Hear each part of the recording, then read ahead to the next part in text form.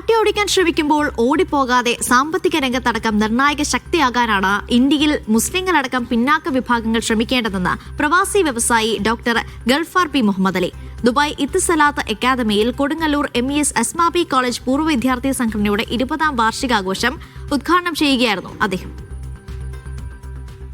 മാതൃരാജ്യത്തോടുള്ള ഉത്തരവാദിത്തങ്ങൾ നിർവഹിക്കാൻ നമ്മൾ ബാധ്യസ്ഥരാണ്. 20 കോടിയിലേറെ വരുന്ന പിന്നാക്ക വിഭാഗങ്ങൾ ഇന്ത്യയിലെ സാധ്യതകൾ തിരിച്ചറിയണമെന്നും നിക്ഷേപത്തിന് തയ്യാറാകണമെന്നും ഗൾഫാർ മുഹമ്മദ് അലി പറഞ്ഞു.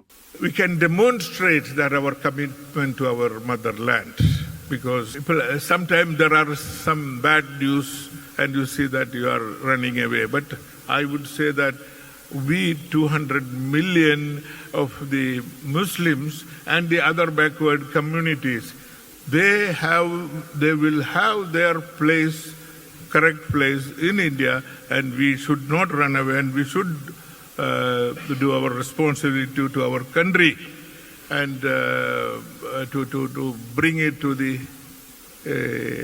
at an economic power in the coming years. I would remind all of the Asmabians that give back, sponsor some students, give scholarship, give laboratories, give some institutions.